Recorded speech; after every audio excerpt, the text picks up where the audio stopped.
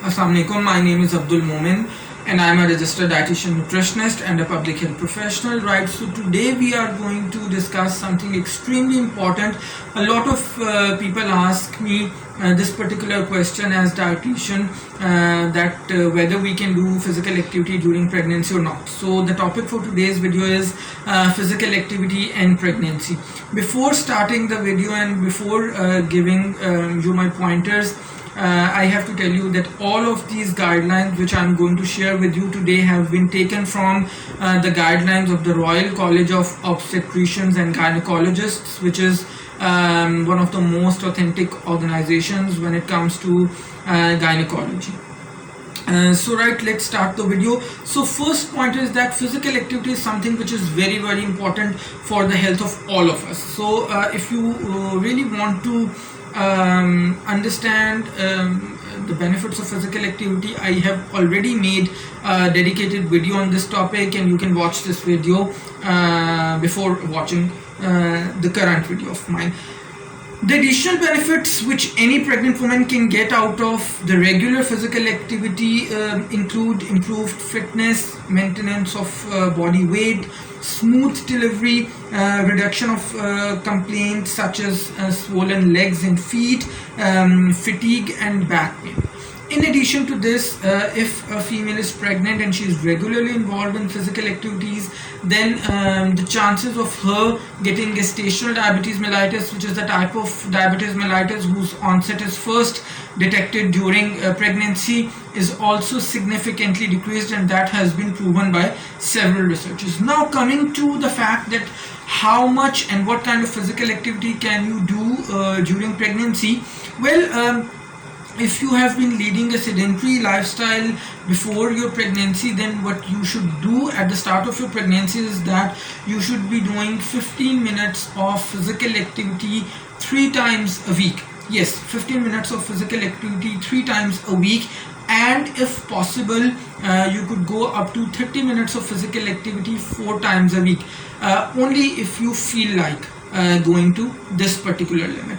Then if you have been active physically before the start of your pregnancy, then during your pregnancy you should be continuing with the same intensity and with the same duration of physical activity during your pregnancy. And what you do need to understand, however, is that at the start of second trimester and obviously onward, the intensity and duration of your physical activity is definitely going to decrease because of the additional requirements and the additional changes. Next, always remember that unless you have been asked by your gynecologist to take complete bed rest, you should always keep yourself involved in some sort of physical activity. However, remember to avoid contact sports, because being involved in those sports, the risk of someone pushing you or someone coming in close contact with you physically, that is high, and that you really don't want being pregnant. Then also avoid those physical activities which are quite intense. For example, if you talk about scuba diving, that is something which you should always be avoiding during pregnancy, because scuba diving involves a lot of changes in the pressure, which is definitely not good for your baby. Then also you should not be moving to higher altitudes, more than 2500 meters from the sea level, because that is where the delivery of oxygen becomes gradually less, and that is definitely not good for you or your baby. Then also avoid vigorous physical activities such as maybe horse riding or playing some intense sports, skiing or maybe cycling or intense gymming, because these are the types of physical activities where the chances of you falling are quite high, and that definitely you cannot afford being pregnant. Then also please remember that during pregnancy your joints become more flexible because of hormonal changes, and because of this increased flexibility of your joints, your risk of injury is quite high. So to avoid or to cut down the risk of your injury, you should always make sure that before starting your physical activity you do proper warm up, and after finishing your physical activity you properly cool yourself down. Then Do not get yourself involved in such physical activities which make you absolutely breathless. For example, doing cardio for 20-25 minutes without a break. That is something which you should be avoiding.